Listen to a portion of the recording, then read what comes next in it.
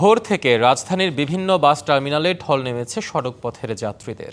ঘরে ফেরার এই আনন্দের মাঝে রয়েছে ভোগান্তি আর কিছুটা অভিযোগ।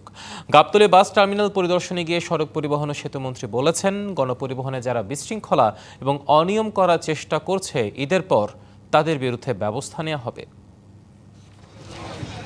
ঈদের আনন্দ আর আমেজ দুটোই ভেসে উঠেছে যাত্রীদের চোখে মুখে। কিছুটা ভোগান্তি আর অভিযোগ সঙ্গে নিয়ে বাড়ির পথে তারা বলছেন, শেষ মুহূর্তে প্রিয় মুখগুলো দেখতে পারাটাই বড় বিষয়। কাঙ্ক্ষিত বাসের জন্য দীর্ঘ অপেক্ষা, লাগেজ, ব্যাগ, শিশুসহ সবাই বসে পড়েছেন খোলা আকাশের নিচে। কষ্ট হোক, উদ্দেশ্য একটাই, যেভাবেই হোক যেতে হবে বাড়ি। ভোগান্তি তো আছেই, কিন্তু বাড়িতে তো যেতেই হবে। অবশ্যই ভালো লাগছে, গ্রামের বাড়িতে বউ বাচ্চা আছে, মা বাবা আছে, আত্মীয় স্বজন আছে। যাত্রীরা বলেন, মহাসড়কে বিভিন্ন স্থানে বাস দাঁড় করিয়ে যাত্রী নিচ্ছেন, পাশাপাশি ভাড়া হাঁকাচ্ছেন কয়েক গুণ বেশি। ওরা ইউজুয়ালি 200 টাকা করে ভাড়া নেয়, এখন 300 টাকা করে নিচ্ছে। সো এটা এক্সট্রা একটা ভোগান্তি যাত্রীদের জন্য। 2 ঘন্টা 2.5 ঘন্টা দাঁড়ায় থাকা লাগে, কারণ ওদের বাস না আসা পর্যন্ত ওরা টিকিট ছাড়ে না।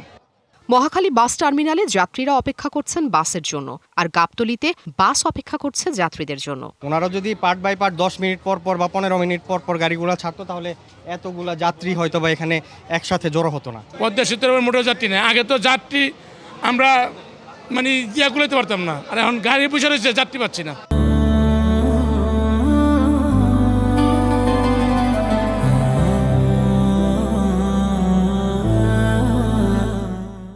ঈদযাত্রায় পরিবহন খাতে অনিয়ম হলে কঠোরভাবে ব্যবস্থা নেওয়া হবে বলে জানান সড়ক পরিবহন ও সেতুমন্ত্রী।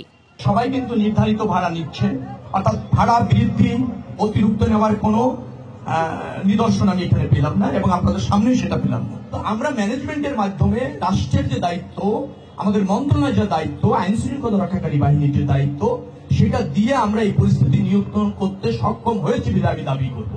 পরিবহন সংশ্লিষ্টরা মনে করছেন, ছোটখাটো কিছু অনিয়মের অভিযোগ থাকলেও এবার ঈদযাত্রায় খুব বেশি সমস্যা কোথাও হচ্ছে না। Afrin Anwar, DBC news, Dhaka.